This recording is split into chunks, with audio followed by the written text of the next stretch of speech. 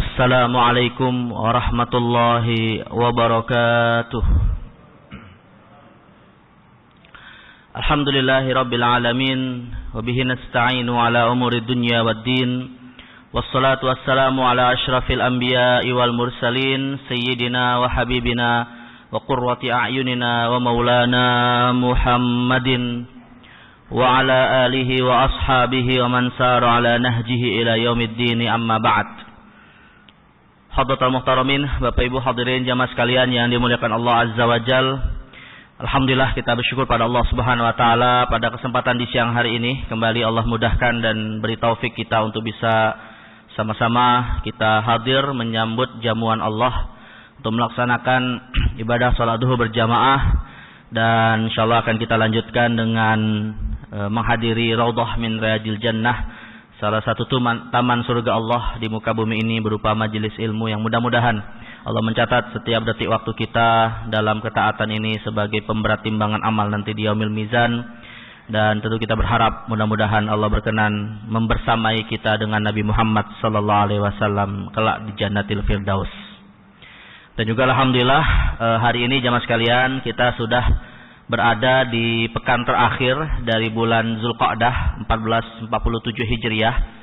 Artinya sebentar lagi dan kita berharap ya diberikan panjang umur, mudah-mudahan dipertemukan dengan hari-hari yang istimewa, hari-hari yang bahkan sebagian ulama ada yang mengatakan lebih baik daripada 10 hari terakhir di bulan Ramadan, yaitu 10 hari di awal bulan Zulhijjah, yang mana 10 hari ini bahkan Allah bersumpah ya di dalam Al-Quran dengannya, wal fajri walayalin ashar, demi waktu fajar dan 10 malam di awal bulan Zulhijjah.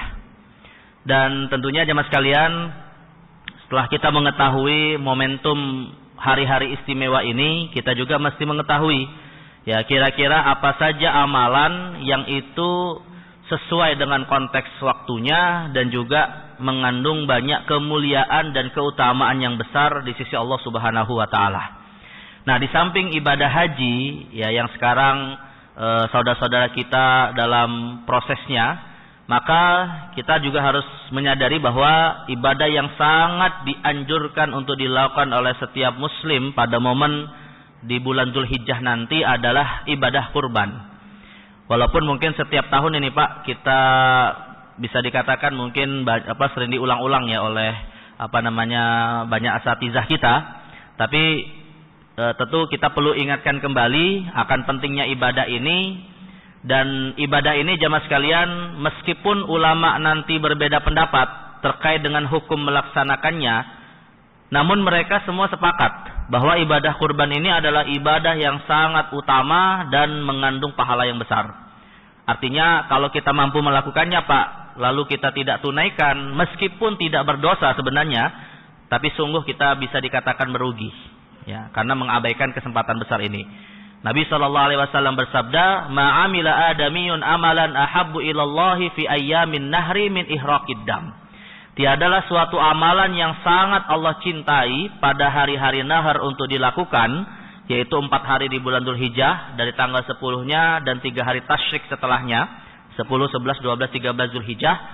Tiada yang paling Allah cintai kecuali wujudnya adalah dalam bentuk ritual penyembelihan hewan kurban.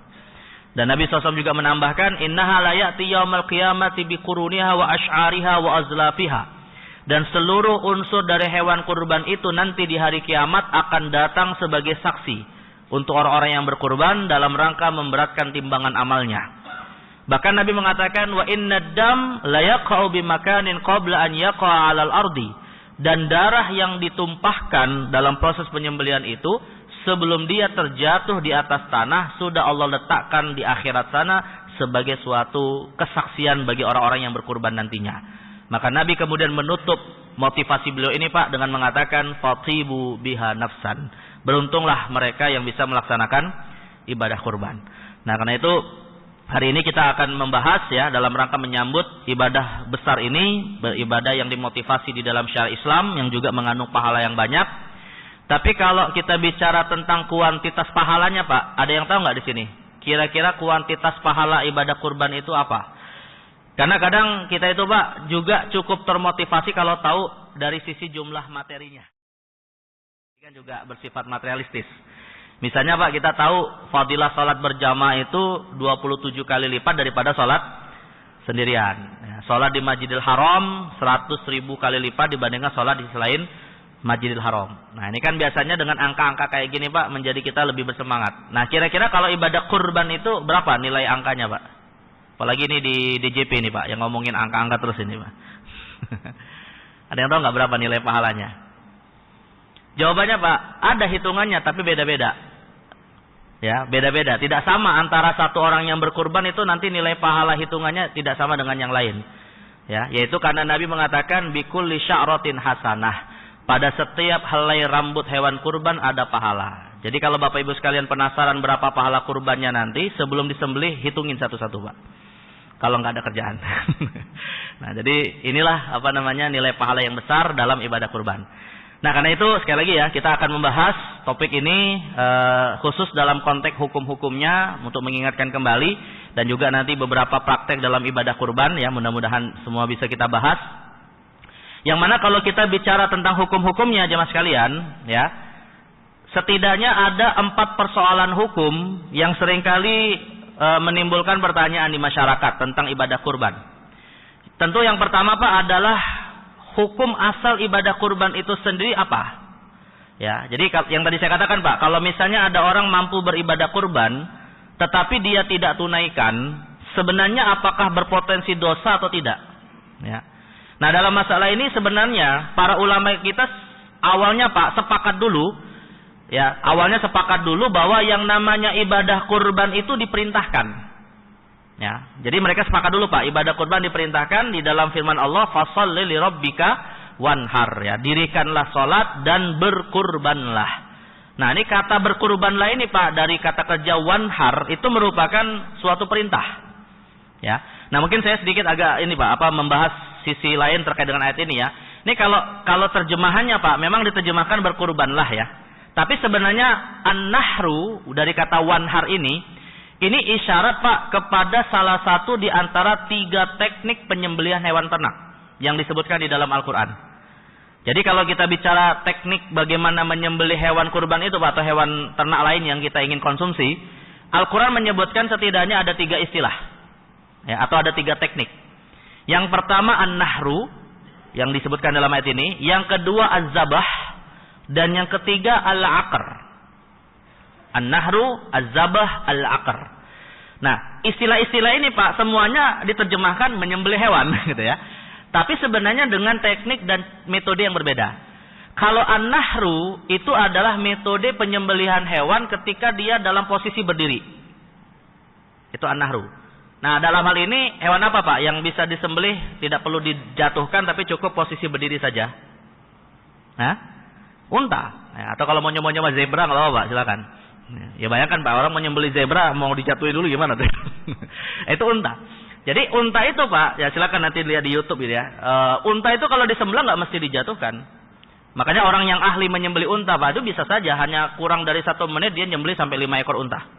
Ya, untanya berdiri, yang penting dia tenang, set, ya itu sudah disembelih. Nah metode menyembelih unta ini dalam Al-Quran disebut an-nahru. Ya, an-nahru. Nah, sedangkan kalau menyembelih kambing dan sapi, Pak, yang mana hewannya itu dijatuhkan dulu atau ditidurkan terlebih dahulu, lalu kemudian kita sembelih lehernya, itu namanya disebut az-zabahu. Az-zabahu. Nah, ini seperti yang Allah sebutkan ketika berbicara tentang penggantian pengorbanan Nabi Ismail dengan seekor kambing besar. Allah mengatakan di dalam Al-Quran, wa fadainahu bizabhin azim. Dan kami ganti Ismail itu dengan kambing yang disembelih dalam posisi tertidur, zabah. Nah, itu. Jadi kita selama ini yang menyembelih sapi dan kambing itu disebut zabah. Nah, ada lagi Pak metode yang ketiga namanya akar. Akar ini, nah ini menariknya jemaah sekalian. Akar ini metodenya itu tidak mesti memotong lehernya Pak. Kalau akar tidak mesti memotong lehernya. Yang penting bagian tubuhnya ada yang kena senjata kita, dan dia mati, itu halal dimakan. Nah, akar inilah jemaah sekalian yang dipakai dalam teknik perburuan hewan liar. Jadi kalau kita misalnya Pak ingin berburu kijang liar, Ya, coba bayangkan Pak, kalau berburu kijang liar itu harus posisi panah atau senjata kita mengenai lehernya Pak. Banyak nggak yang bisa melakukannya Pak? Wah, itu harus sniper itu yang bisa posisinya pas, apalagi pasnya itu Pak dipotong seperti kita nyembelih hewan itu. Itu bukan hal yang mudah. Ya, maka dalam hal ini Islam menghalalkan sembelihan buruan atau buruan itu sendiri ya, tidak mesti mengenai lehernya, tapi cukup dikenakan senjata kita pada bagian tubuhnya lalu kemudian dia mati. Nah, metode seperti ini namanya disebut akar, dan ini disebutkan oleh Allah Pak ketika berbicara tentang kisah kaum Samud saat mereka memburu mukjizatnya Nabi siapa? Kaum Samud siapa Nabi siapa? Nabi Saleh. Ya, ketika kaum Samud memburu mukjizat Nabi Saleh yaitu unta yang keluar dari batu. Disebutkan di dalam surah Asy-Syams, kadzdzabat samudu kadzdzabat samudu. Gimana ini Pak? Saya lupa. Di surah Asy-Syams. Kadzdzabat samudu. Gimana? Kadzdzabat samudu bitaqwa. Enggak gitu Pak. Fa alhamaha fujuraha wa taqwaha, qad aflaha man zakkaha wa qad khaba man dassaha. Wa qad khaba man dassaha. Kadzdzabat samudu bitaqwaha. Ya, kadzdzabat samudu bitaqwaha idzim ba'atsa ashqaha faqala lahum Rasulullah naqatallahi wa suqiyaha fakadzabuhu fa'aqaruha. Fadamdam alaihim rabbum bidzambihim fasawwaha wa la yakhafu uqbaha. Jadi Allah mengatakan kadzabat ini kalau lupa lagi aja. Ya, bukan ayat yang berikutnya Pak, yang tadi kadzabat. Intinya ada kalimat di situ Allah mengatakan fa'aqaruha. Nah, kata fa'aqaruha itu Pak nanti melahirkan metode yang disebut dengan akar, yaitu menyembelih hewan tidak harus dengan disembelih lehernya, namun dengan cara bisa ditembak, dipanah, ditombak dan semacamnya. Nah, itu namanya disebut akar. Nah, ketiga metode inilah jemaah sekalian yang menjadi sebab kita halal mengkonsumsi daging hewan sembelihan. Ya. Tapi ada juga Pak beberapa metode yang itu tidak menjadikannya halal. Dalam tradisi beberapa agama itu Pak, yang kalau nggak salah pernah melihat ada satu video Pak, teknik penyembelihan orang-orang Syikh. Orang Syikh itu juga hampir mirip seperti kita Pak, menyembelih hewan juga. Tapi mereka metodenya bukan dari leher bawah Pak, tapi dari tengkuk. Gitu ya. Jadi mungkin nanti silakan bisa tahu Syikh Pak, agama Syikh. Ya, ini di Indonesia sudah ada, di Jakarta ada satu kuilnya Pak ya. Jadi agama Syikh itu agama yang didirikan oleh seorang tokoh yang dulunya Muslim sebenarnya Pak, namanya Guru Nanak. Ya, di India. Nah, lalu dia kemudian karena ingin mengharmonikan agama-agama besar di India saat itu, digabungkanlah tiga agama jadi satu. Hindu, Kristen dan Islam. Nah, diciptakan agama baru namanya Sikh. Nah, agama Sikh ini mereka nyembelih hewannya itu Pak dengan cara dua orang memegang kedua kaki hewannya dengan cara ditarik, diangkat gitu. Jadi yang satu megang kambing itu ada tangan atau kaki Pak? Kaki-kaki ya, nggak ada tangan ya. Jadi keempat kakinya ya. Nah, jadi kaki depannya dipegang oleh satu orang, kaki belakangnya dipegang satu orang. Nah, itu jadi ditarik kayak gitu Pak. Lalu orang yang ketiga itu kayak memenggal kepalanya dari tengkuknya. Nah, nggak digorok, dipenggal kayak gini. Nah, itu salah satu metode yang dilakukan oleh kelompok agama Sikh ini. Nah, kira-kira halal nggak dengan teknik itu Pak, walaupun sama-sama di leher? Halal nggak? Jawabannya nggak halal. Nggak halal. Kenapa? Karena tujuan menyembelih hewan itu di lehernya Pak, bukan sekedar masalah memotong lehernya, bukan. Makanya para ulama fikih mengatakan teknik penyembelihan hewan itu agar halal Pak adalah memutus dua saluran yang ada di tenggorokannya, yaitu al-mirri wal widjan dalam bahasa Arab, saluran makanan dan saluran pernafasannya. Apa tujuannya Pak? Untuk memompa jantungnya agar seluruh darahnya itu bisa dikeluarkan. Ya, makanya kita haram mengkonsumsi darah yang mengalir, namanya disebut damun maskuh. Tapi Pak, darah yang masih menempel di badan atau di hewan yang kita sembelih lalu kemudian dikuliti, itu malah sebagian ulama Pak menganjurkan tidak dibersihkan, langsung dipanggang. Ya, jadi darah-darah yang tersisa itu malah tidak dianjurkan dibersihkan. Malah ada satu fatwa Pak, kalau tidak salah ya, fatwa Syekhul Islam Ibnu Taimiyah yang menganggap bid'ah mencuci hewan ternak sebelum dimasak. Jadi beliau membid'ahkan Pak. Afdalnya yang namanya hewan ternak itu setelah dia dikuliti dalam kondisi masih basah dengan sebagian darahnya yang masih tersisa, itu langsung ya dibakar lah atau direbus lah atau apalah gitu ya. Jadi nggak dicuci dulu. Nah itu. Nah jadi maka yang diharamkan untuk kita konsumsi itu darah yang mengalir saat proses penyembelihan itu. Yang biasanya di masyarakat kita jadi apa, Pak? Marus ya. Nah, marus nanti biasanya diendapkan atau didinginkan lalu digoreng jadi tahu-tahu darah itu ya. Halal haram? Ya jelas haram, nggak boleh kita konsumsi. Nah, jadi sekali lagi an-nahar itu salah satu teknik bagaimana proses menyembelih. Yang penting adalah Pak, secara teori mudah sebenarnya ya. Yang penting tadi terpotong 2 saluran yang ada di lehernya atau di leher bawah hewan tersebut. Dan yang kedua Pak, kalau kita bicara syarat agar ibadah penyembelihan itu sah, tentunya yang menyembelih harus minimal atau harus seorang muslim atau paling tidak dia adalah ahli kitab. Ya, agama Nasrani atau agama Yahudi, tapi dengan syarat sembelihannya tetap sesuai dengan ketentuan syariat menyembelih leher bagian bawahnya. Nah, namun sebagai tambahan Pak, kalau untuk bacaan-bacaan ada nggak bacaan yang diharuskan dibaca Pak? Agar kemudian sembelihannya halal. Nah, dalam masalah ini Pak, sebenarnya ya ulama kita berbeda pendapat. Kalau dalam mazhab Imam Syafi'i Pak, kalau dalam mazhab Imam Syafi'i tidak ada bacaan yang harus dibaca. Semua ajaran Rasulullah tentang masalah bacaan-bacaan ketika kita menyembelih dihukumi oleh mazhab Syafi'i semuanya sunnah. Bahkan basmalah termasuk Pak. Bahkan termasuk basmalah. Kenapa Pak? Karena Islam menghalalkan sembelihan ahli kitab yang tentunya dia tidak baca basmalah. Dan yang kedua, ketika Allah memerintahkan menyebut nama Allah ketika sembelihan dilakukan, itu konteksnya Pak dengan tujuan untuk tidak dengan tujuan agar sembelihan itu bukan untuk selain Allah, bukan secara spesifik tentang masalah membaca basmalah. Tapi kalau mayoritas ulama Pak mewajibkan harus membaca basmalah. Nah, di luar basmalah semua ulama sepakat bacaan-bacaan hukumnya sunnah. Ya, misalnya kalau dalam ibadah kurban itu Pak, kita baca takbir, bismillah, Allahu Akbar. Allahu Akbar itu hukumnya disepakati sunnah.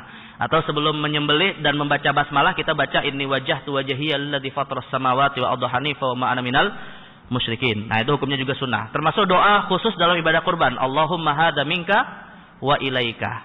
Nah, ya ada 4 ya. Ada 4 bacaan dalam proses penyembelihan hewan kurban. Dalam mazhab Syafi'i semuanya hukumnya adalah sunnah. Sedangkan kalau pendapat mayoritas ulama, 1 yang wajib, 3-nya sunnah. Yang wajib membaca basmalah, 3-nya disepakati sunnah. Nah, urutannya Pak adalah baca dulu inni wajjahtu wajhiya sampai selesai. Setelah itu baca Allahumma hadza minka wa ilaika, lalu baca bismillah, Allahu Akbar, baru disembelih. Nah, jadi itu secara teorinya seperti itu ya. Tapi ya lagi-lagi Pak, kalau bicara praktek ini ya susah, harus yang ahli gitu ya. Nanti kalau ada yang mau kurban Pak, latihan aja, misalnya potong ikan dulu gitu kan. Nah, ikan udah berhasil, ya, potong ayam, ya besok udah berhasil potong bebek, ya, terus sampai mampu memotong kambing dan seterusnya. Baik, nah jadi 3 sebenarnya Pak ketentuan bagaimana proses menyembelih itu. Pertama adalah seorang muslim atau minimal ahli kitab. Yang kedua bacaannya, tapi sebenarnya tadi yang saya sebutkan tidak semuanya disepakati. Dan yang ketiga, yang paling penting Pak adalah terputusnya saluran pernafasan dan saluran makanan. Yang tujuannya untuk memompa jantung agar bisa mengeluarkan seluruh darah dari hewan tersebut. Karena hewan itu menjadi bangkai Pak gara-gara masih adanya darah yang berada di dalam tubuh hewan tersebut ya. Baik, nah ini istilah nahar ya. Jadi sekali lagi nahar ini metode penyembelihan hewan yang posisinya dalam kondisi berdiri. Khusus untuk unta ataupun hewan-hewan yang lehernya panjang dan sulit dijatuhkan. Tapi kalau sapi dan kambing bisa nggak Pak dipotong dalam posisi dia berdiri Pak? Misalnya kita sambil nunduk kayak gini Pak. Kalau nggak mau disepak sama sapinya ya, sulit kayaknya Pak ya. Itu hanya unta aja gitu ya. Nah, baik. Kalau sapi kambing namanya zabah, sedangkan kalau dalam teknik berburu namanya akar ya. Nah, kemudian para ulama berbeda pendapat jamaah sekalian tentang hukum berkurban. Setelah mereka sepakat hukum kurban itu adalah diperintahkan, tapi yang jadi masalah Pak, tidak semua yang diperintahkan itu otomatis hukumnya adalah wajib. Nah, ini yang jadi masalah Pak. Jadi semua ulama sepakat itu adalah diperintahkan, tapi apakah perintahnya wajib atau bukan? Nah, ini yang kemudian menimbulkan perbedaan. Karena sekali lagi Pak, saya tegaskan tidak semua perintah dalam Al-Qur'an dan hadis itu otomatis wajib ya. Misalnya nih Pak, ada perintah dalam Al-Qur'an malah hukumnya sunnah. Yang nanti mudah-mudahan bisa kita lakukan di tanggal 9 Dzulhijjah. Ya, yaitu apa? Perintah untuk kita makan dan minum sebelum berpuasa. Allah mengatakan wa kulu washrabu hatta yatabayyana lakumul khaytul abyadu minal khaytil aswadi minal fajr. Makan dan minumlah sebelum datang waktu fajar untuk kita berpuasa. Nah, kalau kita lihat redaksinya perintah bukan?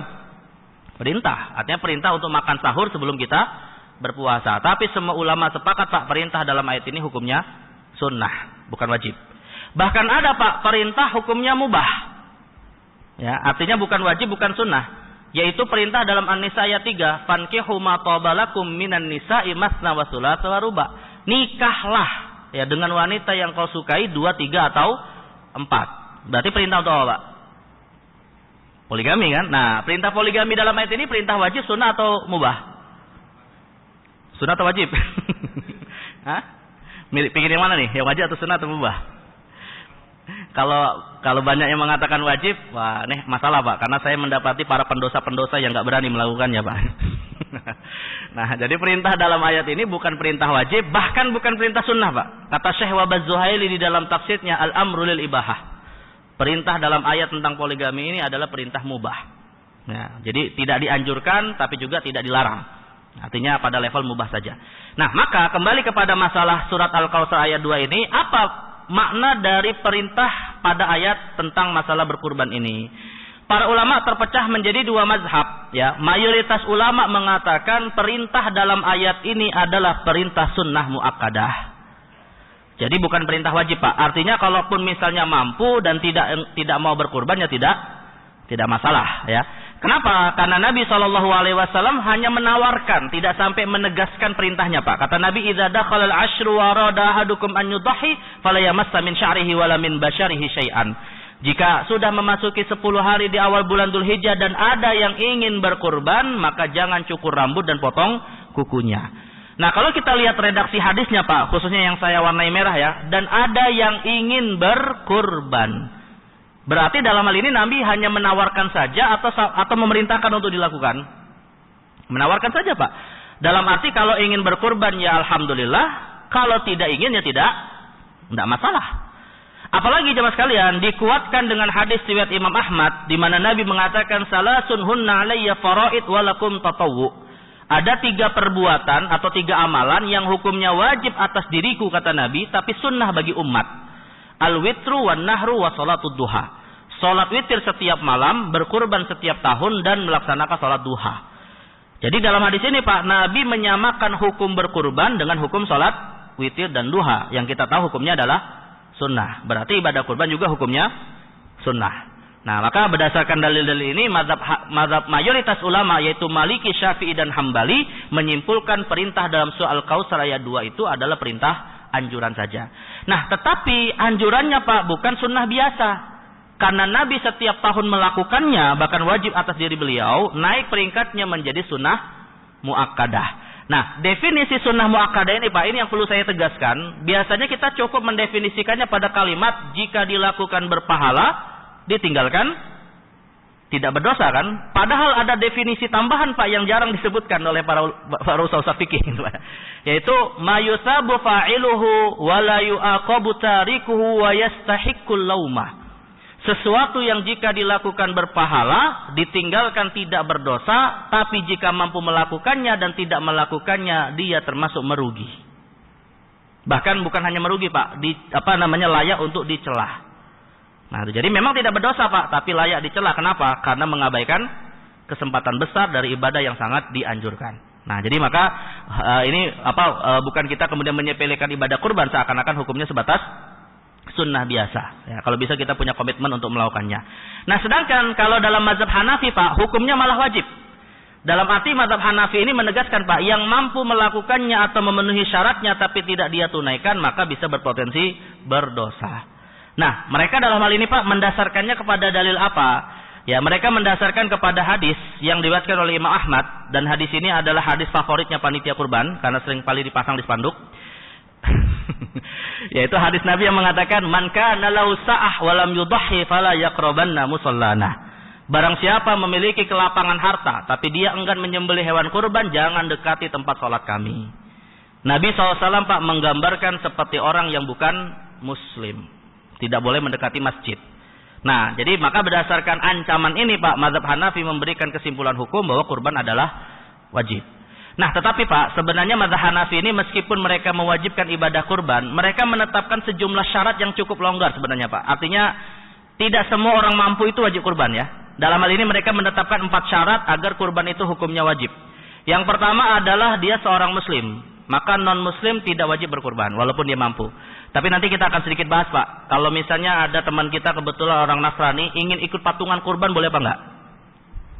Ya. Non muslim 1 ekor sapi 7 orang Pak, yang muslim cuma 1 orang, 6 orangnya orang Nasrani. Nah, boleh nggak kurban kayak gitu? Nah, nanti kita akan bahas. Kemudian yang kedua Pak, akil balik. Maka anak kecil meskipun punya harta, dia tidak wajib berkurban. Misalnya kita punya anak Pak, kemarin pas lebaran dapat angpau dari misalnya dari paman bibinya yang jumlahnya ada 20 orang, masing-masing kasih angpau 1 juta Pak.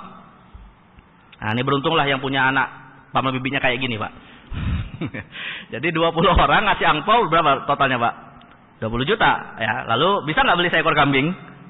Sangat bisa. Nah, pertanyaannya Pak, wajib nggak dia berkurban walaupun punya uang sebesar itu? Nggak wajib karena dia belum akil balik. Nah, tapi pertanyaan berikutnya Pak, boleh nggak orang tuanya minta atau menggunakan uang itu untuk menyembelih hewan kurban padahal itu milik anaknya? Boleh nggak? Jawabannya tergantung Pak. Jawabannya tergantung. Ini seperti difatwakan oleh Imam Ibnu Qudamah dalam Kitab Al-Mughni. Kalau sang anak sudah berumur mumayyiz, misalnya umurnya antara 6, 7, 8 tahun Pak, dia paham ketika diceritakan tentang masalah kurban, maka boleh. Hartanya diambil untuk dibelikan hewan kurban. Tapi kalau anak yang punya harta ini Pak, dia tidak paham karena umurnya itu tidak mampu memahami itu Pak, maka tidak boleh. Itu jatuhnya seperti harta anak yatim yang wajib dijaga. Misalnya nih Pak, misalnya ada seorang anak baru berumur 2 tahun bapaknya meninggal. Dapat warisan dari harta bapaknya 7/8. Istrinya atau ibunya hanya dapat 1/8. Anaknya yang umur 2 tahun Pak dapat 7/8. Cukup banyak kalau untuk kemudian membeli seekor kambing untuk hewan kurban. Boleh nggak ibunya Pak mengambil harta anak ini untuk nyembelih hewan kurban? Nggak boleh. Ya, kalau dia tidak memahami. Karena anak umur 2 tahun Pak, mau kita ceramahin tentang keutamaan kurban berjam-jam sekalipun, paham nggak dia Pak? Maka kan paham. Maka nggak boleh diambil dan harus dijaga sampai dia dewasa. Nah, jadi maka mazhab Imam Ibnu Qudamah memfatwakan dibedakan paham atau tidak ya. Baik, dan yang ketiga iqamah. Iqamah itu artinya Pak, dia tidak berstatus sebagai musafir. Maka jamaah haji tidak wajib berkurban dalam mazhab Hanafi.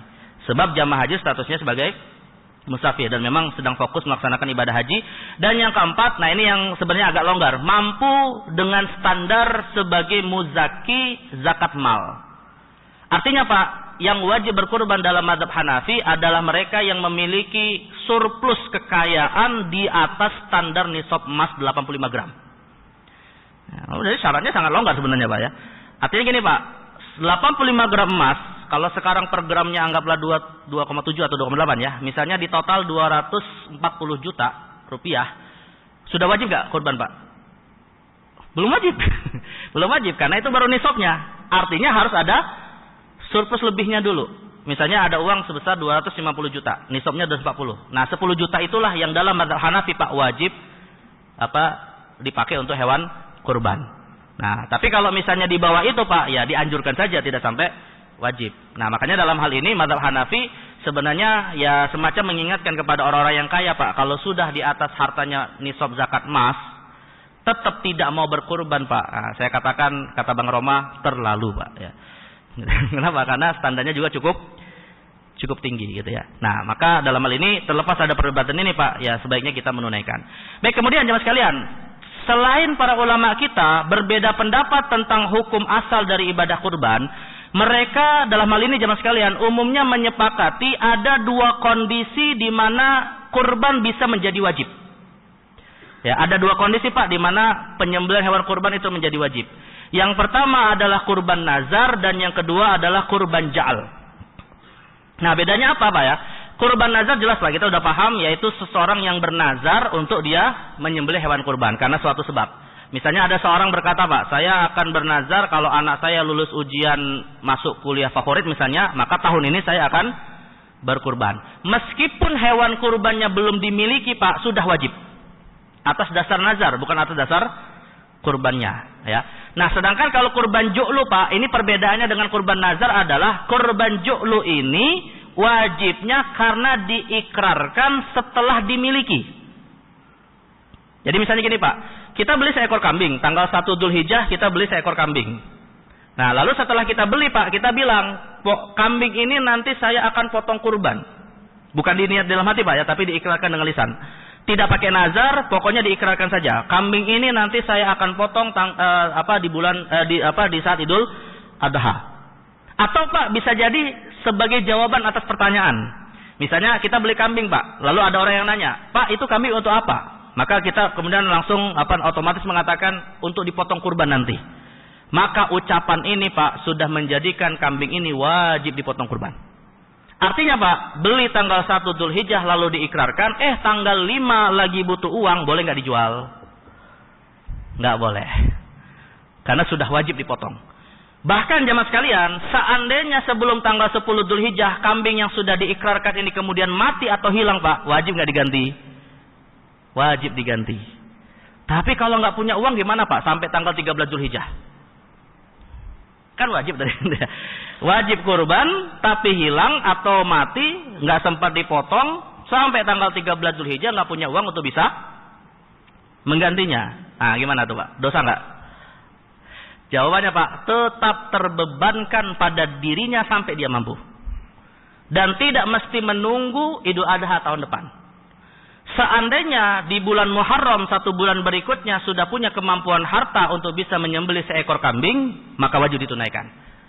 Artinya ini masuk kategori, Pak, qadha kurban yang sudah wajib tapi belum sempat ditunaikan. Kayak kita sholat ini, Pak, kayak kita misalnya tidur kesiangan di waktu subuh, ya.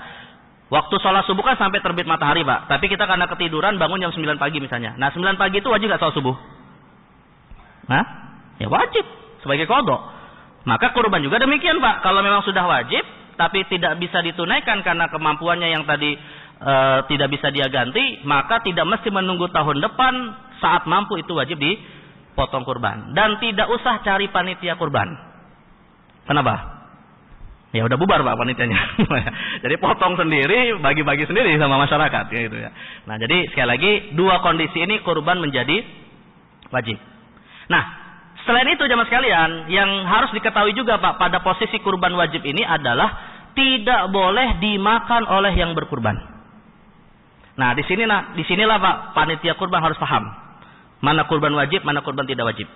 Tapi kan gini, Pak, ya, logikanya ya, kalau kita mau kurban ke panitia kurban, Pak, pasti ngomong nggak? Nah, kalau ngomong berarti wajib nggak? Kita mau kambing, Pak, gitu ya, Pak, ini saya mau potong kurban di masjid ini, pasti ngomong nggak, Pak? Ngomong, dan di situ pasti kurban kita jadi wajib. Padahal kita pengen juga makan daging kurban kita, Pak. Nah, maka solusinya bagaimana agar kita bisa makan daging kurban? Padahal kita sebut itu kurban. Nah, jawabannya, Pak, ada dua solusinya. Pertama adalah subsidi silang. Biasakan 1 ekor kambing, Pak, masyarakat kita itu dikasih 1 kakinya gitu ya untuk yang kurban, 1 pahanya gitu ya. Maka subsidi silang, misalnya ada 2 orang, Pak, dua-duanya wajib. A dan B dua-duanya wajib. Maka yang A diberi yang B diberi yang A. Atau yang kedua, Pak, kalau ingin makan kurbannya sendiri tapi tidak atau menghindari kewajibannya, Pak, ucapkan dengan tambahan kata sunnah. Jadi ngomong sama panitia kurbannya, Pak, ini kurban sunnah saya. Nah, kalimat kurban sunnah itu membuat dia boleh mengkonsumsinya. Tapi kalau nggak ada kata sunnahnya, Pak, hukum asalnya kurbannya sudah wajib. Ya, dan tidak mungkin juga, Pak, kita kemudian ngasih ke panitia kurban nggak ngomong apa-apa, pakai isyarat kepala aja, Pak. Ya, nggak mungkin itu. Pasti kita ngomong, Pak. Nah, ya, tambahkan kata sunnahnya. Atau kalau nggak mau potong sendiri, itu nggak usah diikrarkan, gitu ya. Nah, ini jadi di sini pentingnya kita tahu, termasuk panitia kurban, ya. Nah, lalu masalah juga yang muncul, Pak, kurban untuk si mayit. Nah, kurban untuk si mayit ini masalahnya begini, jemaah sekalian. Ada 2 persoalan kurban untuk si mayit ini, Pak, yang dipersoalkan oleh para ulama. Pertama, syarat dari sahnya ibadah kurban itu, jemaah sekalian, adalah harus berniat. Ya, karena ibadah kurban itu, Pak, adalah ibadah, bukan hanya sekedar menyembelih untuk dimakan dagingnya, tapi dimaksudkan untuk ibadah. Dan Rasul mengatakan innamal a'malu bin niat, setiap amal tergantung niatnya. Nah, pertanyaannya, Pak, kurban untuk mayit yang sudah meninggal, misalnya anak kurban atas nama bapaknya yang sudah meninggal, yang niat itu siapa? Siapa Pak? Yang niat itu anaknya atau bapaknya di alam barzah? Ya jelas anaknya kan? Nggak mungkin orang yang sudah meninggal berniat Pak. Lah kalau kurban itu niatnya adalah anaknya, berarti bukan kurban atas nama mayit Pak, itu kurban anaknya. Itu satu ya persoalannya Pak. Yang kedua, tadi hadis sudah saya sebutkan Pak. Jika sudah masuk 10 hari di awal bulan Dzulhijjah dan ada yang ingin berkurban, jangan potong kuku dan cukur rambutnya. Kurban untuk mayit yang tidak potong kuku sama cukur rambut siapa Pak? Mayitnya atau yang kurban? ya kurban, orang yang hidup artinya Pak, bukan mayit. Nah, disitulah para ulama kita mempersoalkan tentang masalah kurban untuk mayit. Karena mayit tidak bisa berniat, mayit juga tidak terikat hukum-hukum tidak mencukur rambut dan memotong kuku. Nah, maka berdasarkan hal ini Pak, kurban untuk mayit dibedakan oleh para ulama menjadi 2 kondisi. Pertama adalah apakah atas dasar wasiat atau tanpa wasiat dengan inisiatif dari yang hidup. Kalau dasarnya adalah wasiat Pak, maka wasiat ini statusnya seperti niat. Maka kurban sah dinisbatkan kepada si mayit. Nah, jadi kalau misalnya sebelum meninggal dia berwasiat, nah nanti kalau bapak meninggal sebelum ketemu bulan Dzulhijjah tolong potongkan hewan kurban. Nah, wasiat ini Pak itu sudah menjadi niat. Maka sah kurban atas nama almarhum. Tapi yang jadi masalah Pak, wajibkah dilaksanakan oleh anaknya wasiat tersebut? Wajib nggak Pak? Bapaknya berwasiat untuk anaknya, wajib nggak dilaksanakan? Jawabannya tergantung Pak. Tergantung sumber uangnya dari siapa. Ya, kalau misalnya si bapaknya buat wasiat, nah ini bapak punya warisan sebesar 9 miliar, sepertiganya bapak siapkan setiap tahun kurban atas nama bapak. Nah, maka wasiat ini wajib dilaksanakan. Tapi kalau misalnya gini Pak, bapaknya bilang, nah bapak berwasiat nanti setiap tahun potong kurban ya. Lalu anaknya nanya Pak, pakai uang siapa Pak? Ya pakai uang kamu. Nah ini nggak wajib. Ini nggak wajib. Kenapa? Karena wasiat ini tidak atas dasar harta siapa? Si pemilik harta sebelumnya. Nah, tapi kalau anak ingin menunaikannya bagus Pak, itu bagian dari birrul walidain. Dan dalam ini semua ulama sepakat itu sah sebagai kurban atas nama mayit. Tapi Pak, kalau kurbannya tanpa wasiat dalam arti adalah inisiatif dari sang anak, maka itu jatuhnya sebagai sedekah biasa dan tidak sah sebagai kurban. Karena mayit tidak bisa berniat. Ya, nah ini kata Imam Nawawi Pak, la tadhiya anil ghairi bi ghairi iznihi wala an mayyitin illam yusi biha. Tidak sah kurban untuk orang lain tanpa izin darinya, begitu juga mayit yang tidak berwasiat atasnya. Jadi syarat agar sah kurban atas nama almarhum adalah dasarnya wasiat. Tapi Pak, saya pingin bapak saya meninggal itu dapat pahala kurban. Maka gimana cara berniat kurban agar dapat pahala orang tuanya? Caranya Pak, tetap yang niat adalah anaknya, tapi dalam hati dia berniat pahalanya dihadiahkan untuk bapaknya.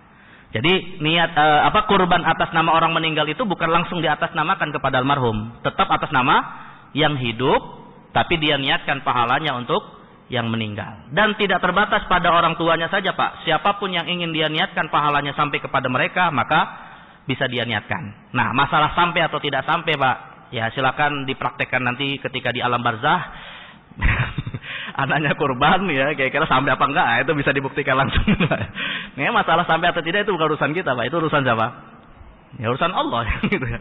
Tapi yang pastinya Pak, hal-hal seperti ini termasuk yang disepakati para ulama bisa dilakukan ya. Baik. Nah, kemudian yang jadi masalah juga patungan kurban ya Mas kalian. Patungan kurban ini yang bisa dilakukan patungan kurban Pak, para ulama umumnya sepakat hanya unta atau sapi saja. Kambing tidak bisa patungan kurban. Ya, artinya Pak, sapi dan unta itu bisa diatasnamakan kepada 7 orang dan itu batas maksimal. Artinya Pak, kalau misalnya ada kurban seekor sapi lebih dari 7 orang, misalnya atas nama perusahaan. Ada nggak Pak kurban kayak gitu Pak? Sapi atas nama perusahaan. Hah? Boleh nggak? Boleh Pak, tapi tidak sah. Ya. Kenapa tidak sah Pak? Pertama, perusahaan tidak bisa niat. Satu, ya nggak bisa, perusahaan bukan manusia kan. Dan yang kedua, kalaupun diatasnamakan manusia, jumlahnya lebih dari 7 orang. Nah, jadi kalau perusahaan mau kurban Pak dan jatuhnya ingin ibadah kurban, tunjuk 7 orang di antara mereka. Apakah pemilik sahamnya atau karyawannya yang mereka nanti akan berniat. Nah, ini kalau untuk unta dan sapi, dasarnya ada hadis riwayat Imam Muslim. Adapun kalau untuk satu kambing atau satu domba Pak, hanya bisa atas nama 1 orang. 1 orang Pak ya. Tapi yang jadi masalah Pak, Kan ada hadis Nabi yang mengatakan ala kulli ahli baitin fi kulli am udhiyah. Hendaknya setiap tahun dalam satu keluarga minimal menyembelih seekor kambing. Dan yang namanya satu keluarga itu Pak, untuk satu kambing jumlah orang berapa satu keluarga itu Pak? Pastinya lebih dari satu orang. Ya, minimal 2 orang kan? Nah, artinya lebih dari 1 orang. Karena kalau 1 orang Pak bukan keluarga, jomblo namanya. Nah, jadi minimal 2 atau 3 dan seterusnya. Nah, maka yang dimaksud setiap satu keluarga itu Pak menyembelih seekor kambing maksudnya adalah sunnah kifayah. Sunnah kifayah itu Pak artinya kambing itu tetap atas nama 1 orang, tapi pahala mengalir otomatis kepada keluarganya. Pahalanya mengalir otomatis. Jadi kayak sholat jenazah Pak. Sholat jenazah itu kan fardu kifayah. Ya, kewajiban yang dibebankan kepada umat Islam secara umum, tapi kalau sebagian sudah melaksanakan menggugurkan atas yang lain. Nah, ibadah kurban konteksnya mirip seperti itu. Yang melakukan atas nama 1 orang, tetapi pahala mengalir kepada 1 keluarga. Nah, sekarang pertanyaannya, keluarga bagaimana yang bisa dapat pahalanya Pak? Ada 2 ya. Pertama, keluarga nasab atau keluarga nikah dalam hal ini adalah istri atau suami. Sedangkan kalau nasab paling banyak Pak. Nasab itu ada 3. Pertama ke atas, bapak ibu kakek nenek. Kedua ke bawah anak cucu. Dan ketiga saudara, keponakan, paman, bibi, sepupu. Maka otomatis kita berkurban, semua ikut dapat pahalanya. Tapi ada sebagian ulama Pak, disebutkan oleh Imam Ibnu Hajar Haytami, disyaratkan tinggal harus serumah. Tapi ini pendapat sebagian kecil sih. Ada yang mengatakan tidak mesti tinggal serumah. Yang penting punya hubungan nasab. Tapi kalau ingin lebih baik Pak, tinggal serumah. Ya, dan kalau kebetulan rumahnya udah pisah Pak, ya udah ngungsi dulu selama kurban di rumah bapaknya yang kurban misalnya gitu ya. Nah, itu ngakalinya kayak gitu. Tapi ini pendapat sebagian ya. Namun kalau kebanyakan mengatakan yang penting punya hubungan nasab. Nah, sekarang pertanyaannya begini Pak. Di masyarakat kita punya tradisi kurban bergiliran. Betul Pak ya? Tahun ini suami, tahun depan istri dan seterusnya Pak. Kira-kira perlu nggak ada kondisi kayak gini Pak? Perlu nggak bergiliran seperti ini? Nggak ya. Karena atas nama 1 keluarga. Tapi saya katakan begini Pak, bisa jadi perlu. Bisa jadi perlu Pak. Karena gini, kalau yang kurban adalah suami, maka yang dapat pahala itu istrinya dan keluarga suaminya. Ya, mertua dan iparnya Pak nggak dapat.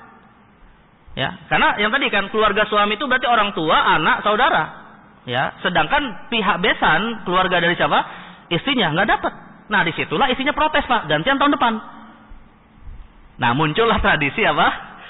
Bergantian. Nah, biar nanti giliran pahala tahun depannya diberikan kepada keluarga istrinya. Nah, itu tujuannya kayak gitu. Tapi kalau ingin lebih afdol Pak, ya istrinya kurban, ya suaminya kurban. Nah, itu lebih utama. Toh yang namanya kurban bisa lebih dari seekor kambing. Bahkan 1 orang Pak, tidak mesti 1 ekor. Ya, 1 orang 100 unta, ya silakan saja. 1 orang 100 sapi ya silakan saja. Yang penting tidak lebih 1 sapi lebih dari 7 orang, 1 kambing tidak lebih dari 1 orang. Tapi 1 orang lebih dari 1 ekor unta, 1 ekor sapi, 1 ekor kambing itu dianjurkan. Ya.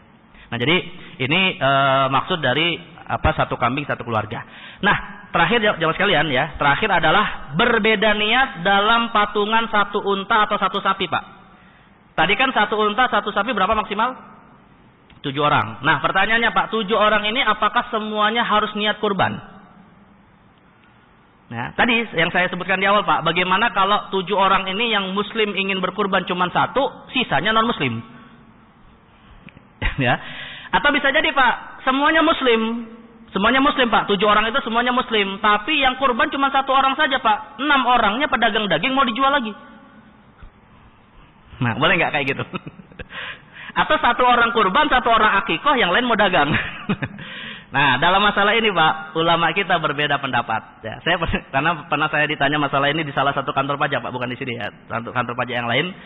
Kebetulan ada 1 ekor sapi Pak, mau patungan 7 orang, baru dapat 6 orang. Kepala kantornya yang agamanya Kristen Pak, mau ikut.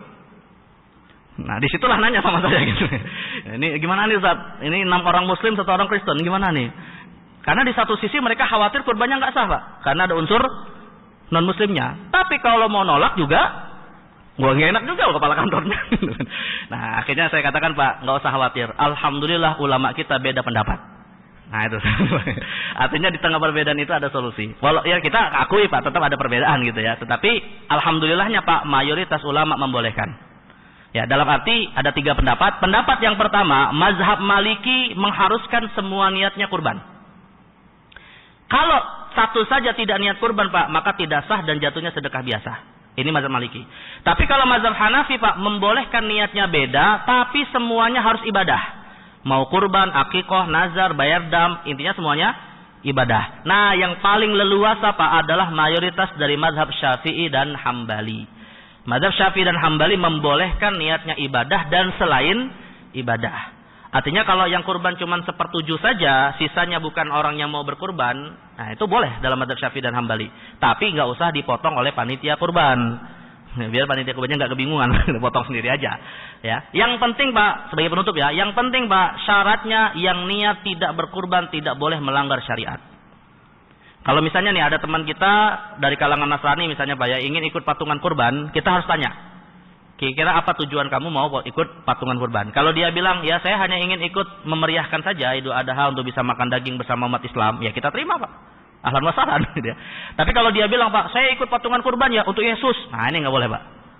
Ya, kenapa? Karena ini termasuk wa ma uhilla li ghairillahi bih, yaitu menyembelih untuk selain Allah. Bahkan nggak usah dia non muslim Pak. Kalau ada satu saja muslim yang salah niat, batallah ibadah kurbannya dan hewan yang disembelih jadi bangkai. Misalnya 7 orang semuanya muslim Pak, tapi 1 orang ini niatnya nyeleneh, mau dilarung ke laut untuk Nyi Roro Kidul, batal dia jadi kurban. Jatuhnya dia sebagai apa? Bangkai.